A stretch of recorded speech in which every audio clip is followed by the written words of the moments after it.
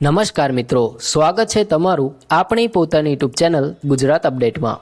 તો મિત્રો, આજના આ ખાસ વિડીયોમાં આપણે વિગતવાર અને સરળ ભાષામાં સમજવાના છીએ કે કયા કારણોસર ઘર તોડી પાડવામાં આવે છે, કઈ ભૂલોને કારણે લોકો મુશ્કેલીઓમાં ફસાઈ જાય છે અને સૌથી મહત્ત્વની વાત એ કે એવા કયા દસ્તાવેજો છે જે સમય પડે ત્યારે તમારું ઘર બચાવી શકે છે। તો મિત્રો, રાજકોટમાં હાલમાં ચાલી રહેલી મોટી ડિમોલેશનની કામગીરી એટલે કે દબાણની કામગીરીએ ઘણા લોકોના મનમાં ડર ઊભો કર્યો છે કે કાલે આવું આપણા સાથે તો નહીં થાય ને। તો મિત્રો, આ તમામ માહિતી આજે આપણે મેળવવાના છે, પરંતુ મિત્રો એ પહેલાં નાનકડી વિનંતી છે કે જો ચેનલમાં નવા હોય તો અત્યારે જ ચેનલને સબસ્ક્રાઈબ કરી લેજો, કારણ કે આવી જ મહત્ત્વપૂર્ણ માહિતી મળતી રહે। તો ચાલો મિત્રો, શરૂઆત કરીએ। તો મિત્રો, સૌથી પહેલાં વાત કરીએ કે જો બાંધકામ ગેરકાયદેસર હશે તો કાયદો કોઈને પણ છોડતો નથી। જો મ્યુનિસિપલ કોર્પોરેશન અથવા ગ્રામ પંચાયતની મંજૂરી વગર બાંધકામ કરવામાં આવ્યું હોય, જેને આપણે સામાન્ય ભાષામાં બી પરમિશન વગરનું બાંધકામ કહીએ છીએ, તો સ્થાનિક તંત્ર પાસે એને તોડી પાડવાનો અધિકાર હોય છે। ઘણા લોકો પ્લોટ ખરીદી લે છે અને વિચાર કરે છે કે બધાએ બનાવી લીધું છે તો આપણે પણ બનાવી લઈએ, પરંતુ મિત્રો, કાયદાની દ્રષ્ટિએ મંજૂરી વગરનું એક પણ ઈંટ કાયદેસર ગણાતું નથી। બીજું મોટું કારણ છે દબાણ। જી હા મિત્રો, સરકારી જમીન, ગૌચર, ફૂટપાથ, રોડની જમીન અથવા જાહેર ઉપયોગની જમીન પર જો બાંધકામ કરવામાં આવે તો એ ગેરકાયદેસર ગણાય છે અને આવા બાંધકામ સામે કડક કાર્યવાહી થઈ શકે છે। મિત્રો, ત્રીજું મોટું કારણ છે કે મંજૂર થયેલા નકશા વિરુદ્ધનું કામ। જી હા મિત્રો, ઘણા લોકો પાસે અપ્રૂવડ પ્લાન હોય છે, પરંતુ એવા વધારાના માળ બાંધી નાખે છે જે માર્જિન છોડતા નથી અથવા કોમર્શિયલ ઉપયોગ શરૂ કરી દે છે। શરૂઆતમાં કદાચ કોઈ કાર્યવાહી ન થાય, પરંતુ ફરિયાદ કે ચકાસણી દરમિયાન આ વધારાનું બાંધકામ તોડી પાડવામાં આવી શકે છે। મિત્રો, ચોથું મહત્ત્વનું કારણ છે જાહેર પ્રોડક્ટ। જી હા મિત્રો, સરકાર જ્યારે રોડ પહોળો કરવાની યોજના કરે છે, જેમ કે મેટ્રો, ફ્લાયઓવર કે અન્ય જાહેર પ્રોજેક્ટ માટે જમીન સંપાદન કરે છે, ત્યારે કાયદેસર પ્રક્રિયા હેઠળ મિલકત તોડી પાડવામાં આવી શકે છે। આ પરિસ્થિતિમાં માલિકને બજાર ભાવ મુજબ વળતર આપવામાં આવે છે, પરંતુ દસ્તાવેજો સચોટ હોવા જરૂરી છે। પાંચમું કારણ છે જોખમી ઇમારત।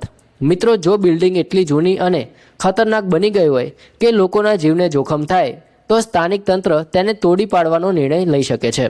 મિત્રો, હવે પ્રશ્ન એ છે કે લોકો કઈ ભૂલો કરે છે જેના કારણે વર્ષો પછી મુશ્કેલીઓ ઊભી થાય છે। ઘણીવાર લોકો સોસાયટીનો ગ્રોથ જોઈને વિશ્વાસ કરી લે છે કે બધું કાયદેસર જ હશે। કેટલાક લોકો બિલ્ડર પર સંપૂર્ણ નિર્ભર રહી જાય છે અને દસ્તાવેજો જાતે ચકાસતા નથી।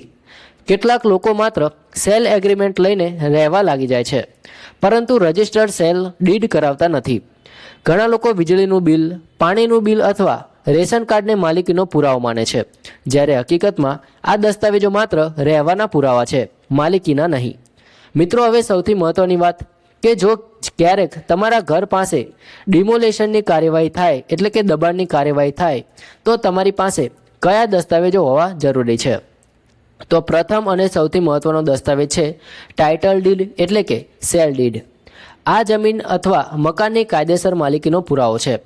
બીજું છે કે મંજૂર થયેલો નકશો। જે આ મિત્રો, જે સ્થાનિક સત્તાધિકારી દ્વારા સિક્કા સાથે મંજૂર કરવામાં આવ્યો હોય। ત્રીજું છે બીયુ પરમિશન એટલે કે બિલ્ડિંગ યુઝ પરમિશન, જે બાંધકામ પૂર્ણ થયા પછી રહેવા માટે આપવામાં આવે છે। ચોથો દસ્તાવેજ છે કે પ્રોપર્ટી ટેક્સની નિયમિત ભરેલી રસીદ, જે દર્શાવે છે કે મિલકત સરકારી રેકોર્ડમાં નોંધાયેલ છે। જો જમીન ખેતીની હોય તો 7/12નો દાખલો અથવા 8અનો ઉતારો પણ ખૂબ જ મહત્ત્વનો છે, અને જો ખેતીની જમીનને રહેણાંકમાં ફેરવવામાં આવી હોય તો નોન એગ્રીકલ્ચર એટલે કે એને ઓર્ડર જરૂરી છે। આ દસ્તાવેજો તમારી પાસે હોવા જોઈએ અને સચોટ હોવા જોઈએ। યાદ રાખો કે મિત્રો, ડિમોલેશન તરત જ નથી થતું। સામાન્ય રીતે 10 થી 15 દિવસ પહેલાં નોટિસ આપવામાં આવે છે। એ નોટિસમાં તમને કહેવામાં આવે છે કે તમે માલિકી અને કાયદેસર બાંધકામના પુરાવા રજૂ કરો। જો તમારી પાસે બધા દસ્તાવેજો યોગ્ય હશે તો તમારું ઘર બચી શકે છે।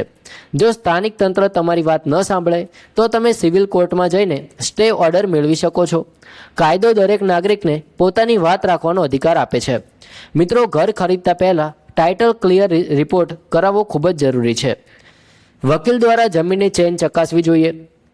કે છેલ્લા કેટલાય વર્ષોથી માલિકી કાયદેસર રીતે બદલાય છે કે નહીં. બિલ્ડર પાસેથી માત્ર બ્રોશર અથવા જાહેરાત પર વિશ્વાસ ન કરો. તમામ મંજૂરીઓની નકલ મેળવો અને ચકાસણી કરો. જો બાંધકામમાં નાની મોટી ભૂલ થઈ ગઈ હોય તો સરકારની ઇમ્પેક્ટ ફી અથવા રેગ્યુલાઇઝેશન યોજના હેઠળ કાયદેસર બનાવવાની તક હોય છે, પરંતુ સમયસર કાર્યવાહી કરવી જરૂરી છે. અંતમાં મિત્રો, ડરવાને બદલે સચેત રહેવું જરૂરી છે.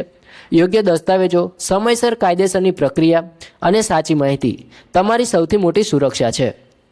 કોઈ નોટિસ આવે તો તેને અવગણશો નહીં.